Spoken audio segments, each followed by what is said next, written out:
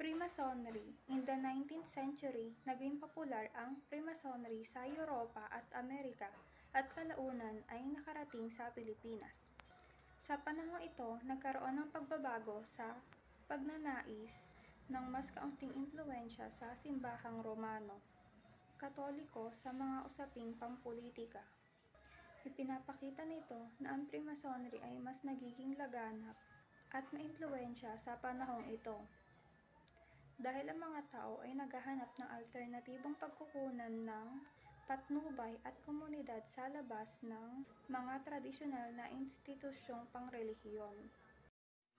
The first Filipino Masonic Lodge Revolution was established in Barcelona by Graciano Lopez Haina in 1889 but was short-lived.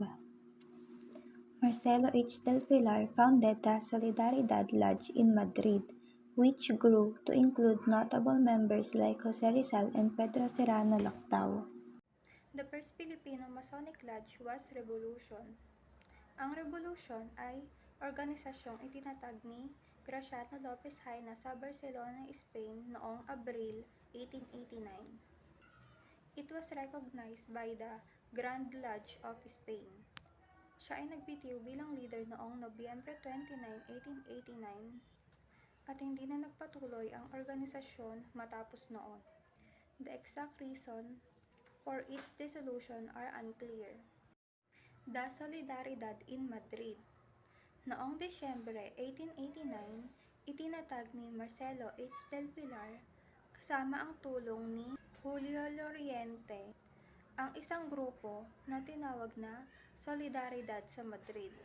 Lumaki ang grupong ito sa paglipas ng taon o panahon at nagkaroon ito ng mga miyembro tulad nina Jose Rizal, Pedro Serrano Lactao, Baldomero Rojas at Galicano Apacible. Noong 1891, ipinadala ni Del Pilar si Lactao sa Pilipinas upang magtatag ng Masonic Lodge. Itinatag ni Lactao ang unang Masonic Lodge sa Pilipinas noong Enero 6, 1892. Sa taong 1893, meron ng 35 Masonic Lodge sa Pilipinas at 9 naman sa Maynila.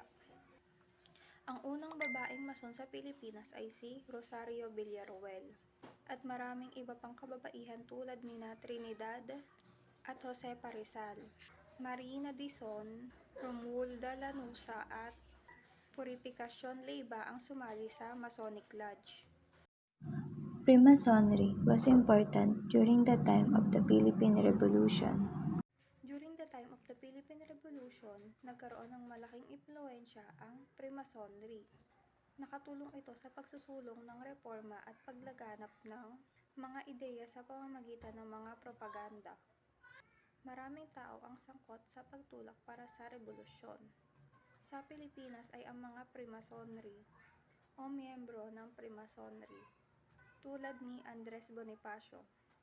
Sa katunayan, ginamit ni Bonifacio ang estruktura ng Masonic Society nang itatag niya ang katipunan.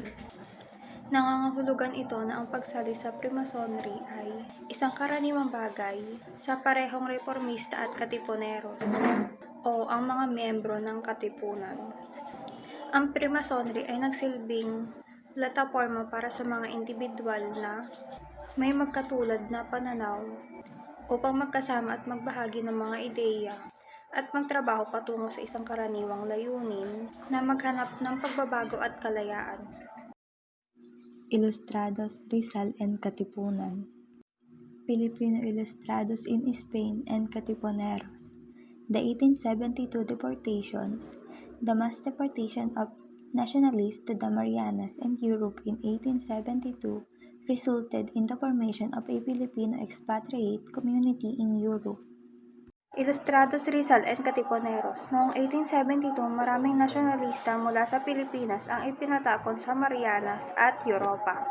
Ang deportasyong ito ay nagresulta sa isang grupo ng mga Pilipinong reformistang nananirahan sa Europa, na kilala bilang mga expatriate community.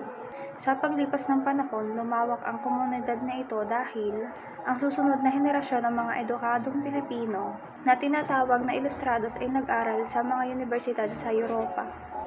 Ang mga reformistang ito ay nakipag-alyansa sa mga Espanyol na liberal. Kabilang si Miguel Moraita Sagrario, isang senador ng Espanya. Sama-sama nilang itinatag ang isang pahayagan na tinatawag na La Solidaridad.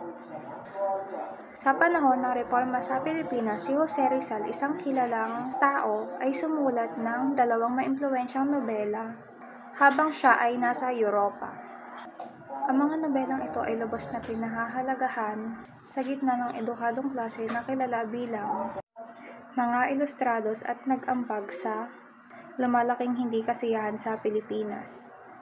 Ito ay naghantong sa pagtatag ng Katipunan, isang revolusyonaryong lipunan na naglalayong makamit ang kalayaan mula sa kolonyal na pamamahala ng Espanya. Nagkaroon ng kompetisyon sa pagitan ni Jose Rizal at Marcelo H. del Pilar para sa pamumuno ng La Solidaridad, isang pahayagan na sumusuporta sa kilusang pahayagan ng Europa. Habang si del Pilar ay may suporta ng karamihan sa mga Pilipinong expatriate, ang mga gawa ni Rizal ay tinuturing na may partikular na epekto sa pag-udyok ng pagbabago. Andres Bonifacio, father of the Philippine Revolution. La Liga Pilipina. Rizal organized La Liga Pilipina in the Philippines to bring about reform but was arrested shortly after its founding. In 1892, radical members of La Liga Pilipina, including Bonifacio and Deodato Arellano, formed the Katipunan with the aim of the Philippines seceding from the Spanish Empire. La Liga Pilipina. Ang La Liga Pilipina ay isang lihim na samahan na itinatag ni Dr. Jose Rizal noong 1892.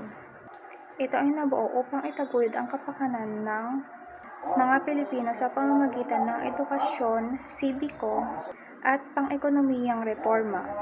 Nais ni Rizal na magkaroon ng isang nagkakaisang Pilipinas na may matibay na bansang pagkakakilanlan. Mayroon itong hierarchical na istruktura na may Supreme Council, Provincial Council at mga local chapters. Ang La Liga Pilipina ay naglalayong makamit ang mga layunin nito sa pamamagitan ng pagtataguyod ng edukasyon at literacy, pag-uudyok sa pagtataguyod ng pangpolitika at panglipunang reforma, pagtataguyod ng pagkakaisa at solidaridad sa gitna ng mga Pilipino. La Liga Pilipina was short-lived dahil mabilis itong pinigilan ng mga otoridad ng Espanya. Ang pag-aresto kay Rizal at ang sunod na pagpapatapon sa dapitan noong 1892 ay humantong sa pagbagsak ng organisasyon.